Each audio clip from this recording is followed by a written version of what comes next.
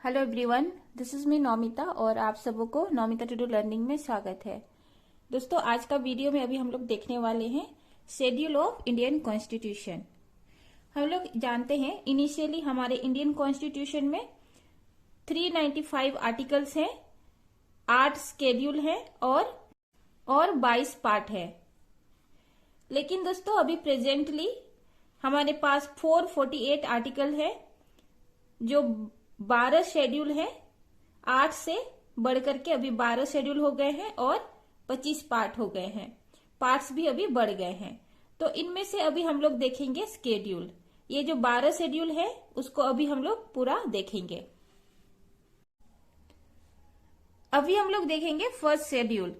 First schedule में बात करता है दोस्तों हमारा पूरा इंडिया का नाम, साथ ही साथ इंडिया के अंदर में जितने भी स्टेट्स हैं उनके नाम और इनका कहां कहां तक ज्यूरिडिक्शन है, मतलब स्टेट का कहां कहां तक इसका मालिकाना हक है। इसका बाउंड्री लाइन को डिफाइन करता है फर्स्ट शेड्यूल में। साथ ही साथ दोस्तों इंडिया में जितने भी यूनियन टेरिटरीज है और हमारा जो यूनियन टेरिटरीज है कहां तक फैला हुआ है, इसके बारे में बात हमारा फर्स्ट शेड्यूल करता है। आते हैं सेकेंड शेड्यूल में।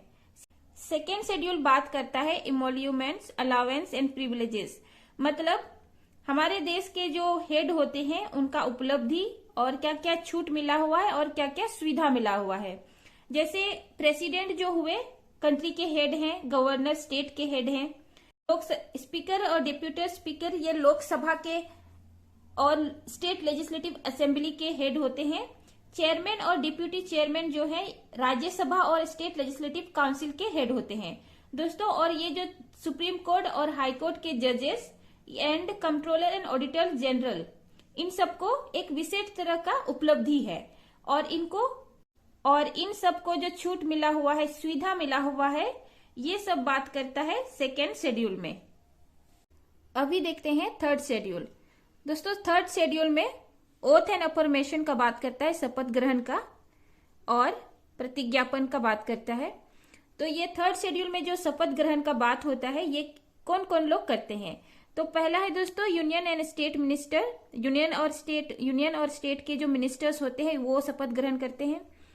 दूसरा है candidate election to parliament and state legislature. Candidate जो इलेक्शन जिसका होता है दोस्तों पार्लियामेंट के लिए और स्टेट लेजिस्लेचर के लिए, उन लोग का शपथ ग्रहण होता है। एमपी और एमएलए का। चौथा है जजेस of supreme court and high court का और कंट्रोलर एंड ऑडिटर जनरल। इन सब लोगों का शपथ ग्रहण होता है और इन सब लोगों का शपथ ग्रहण जो है थर्ड शेड्यूल में मेंशन किया हुआ है। आगे है दोस्तों फोर्थ शेड्यूल। फोर्थ शेड्यूल में बात होता है स्टेट्स के लिए जो सीट एलोकेट किया हुआ है राज्यसभा में, उसके बारे में बात करता है फोर्थ शेड्यूल। अब आते हैं fifth schedule and six schedule पे। दोस्तों ये जो 2 शेड्यूल है ये बहुत ही ज्यादा इंपॉर्टेंट है, बाकी भी इंपॉर्टेंट है, लेकिन ये जो 2 शेड्यूल है फिफ्थ और सिक्स शेड्यूल, इनमें से बहुत ज्यादा एग्जाम में पूछे जाते हैं। तो फिफ्थ शेड्यूल जो है दोस्तों वो बात करता है administration and control of schedule areas, जो कंट्री में पूरे भारत में जहां जहां एरिया को अनुसूचित किया गया है उन एरिया के बारे में बात करता है। और शेड्यूल ट्राइब्स के लिए जो एरिया एलोकेट किए गए हैं अनुसूचित जनजातियों के लिए, उन एरियाओं के बारे में फिफ्थ शेड्यूल बात करता है। सिक्स शेड्यूल जो बात करता है दोस्तों एटीएम स्क्वायर के बारे में बात करता है, मतलब कि एटीएम विदाउट मनी। और ये एटीएम विदाउट मनी क्या है दोस्तों, ये जो एटीएम है ये नॉर्थ ईस्ट के 4 स्टेट्स के बारे में बात करता है। ये एक याद करने का एक फंडा है जो कि ए से असम, टी से त्रिपुरा और ये जो एम स्क्वायर है डबल एम जो है मेघालय और मिजोरम। ये जो 4 स्टेट्स है दोस्तों इनके बारे में जो एडमिनिस्ट्रेशन से रिलेटेड जो काम होता है ये शेड्यूल 6 में मेंशन किया हुआ है। और ये जो एटीएम स्क्वायर विदाउट मनी, यहाँ पर असम, त्रिपुरा, मेघालय और मिजोरम, जो कि यहाँ पे मणिपुर नहीं है। 6 शेड्यूल में मणिपुर नहीं है दोस्तों, यहाँ पे 4 स्टेट का बात करता है 6 शेड्यूल। अभी देखते हैं 7 शेड्यूल। दोस्तों ये 7 शेड्यूल जो है ये बात करता है division of power between centre और स्टेट। सेंटर और स्टेट के बीच में जो पावर का डिवीजन है, पावर का जो विभाजन है, उसके बारे में बात करता है 7 शेड्यूल। दोस्तों सेंटर और स्टेट, सेंटर कुछ सब्जेक्ट्स में काम करते हैं, कुछ एरिया में काम करते हैं सेंटर, और स्टेट कुछ एरिया में काम करते हैं। ये दोनों का जो है सेंटर और स्टेट काम करने का एरिया जो है अलग अलग है, डिवाइड किया हुआ है। दोस्तों यही सेंटर और स्टेट जब कुछ एरिया में एक साथ काम करते हैं, उस एरिया को बोलते हैं कंकरेंट लिस्ट। तो उन एरिया को बोलते हैं कंकरेंट लिस्ट। तो सेंटर जो काम करता है दोस्तों 100 एरिया में काम करता है, जो कि शुरुआत में 97 एरिया में काम करते थे। स्टेट जो है दोस्तों 61 एरिया में काम करते हैं अभी प्रेजेंटली, जो कि शुरुआत में 66 एरिया में काम करते थे। जबकि सेंटर और स्टेट जो मिलके काम करते हैं दोस्तों 52 एरिया में एक साथ काम करते हैं, जो कि शुरुआत में 47 एरिया में एक साथ काम करते थे। तो ये है सेंटर और स्टेट का जो डिवीजन ऑफ पावर, जो कि 7 शेड्यूल में मेंशन किया हुआ है। अभी हम लोग देखते हैं 8 शेड्यूल को। 8 शेड्यूल में बात करता है दोस्तों इंडियन लैंग्वेज। इंडिया में जितने भी लैंग्वेज है उसको रिकॉग्नाइज किया गया है कॉन्स्टिट्यूशन के द्वारा। तो लैंग्वेज को जो रखा गया है 8 शेड्यूल में रखा गया है। और इनिशियली जो है दोस्तों शुरुआत में जो 14 लैंग्वेज को कॉन्स्टिट्यूशन द्वारा रिकॉग्नाइज किया गया था, लेकिन अभी तक में 22 लैंग्वेज को रिकॉग्नाइज किया गया है। तो ये जो 14 लैंग्वेज से अभी 22 लैंग्वेज जो बढ़ गया है दोस्तों, वो 3 कॉन्स्टिट्यूशनल अमेंडमेंट एक्ट के द्वारा।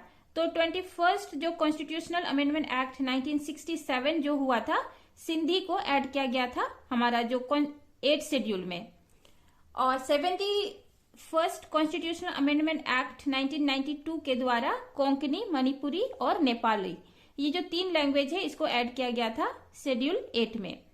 और 92nd जो कॉन्स्टिट्यूशनल अमेंडमेंट एक्ट 2003 जो था दोस्तों, बोडो, डोंगरी, मैथिली और संथाली, ये जो 4 लैंग्वेजेस है ये ऐड किए गए थे 8 शेड्यूल में।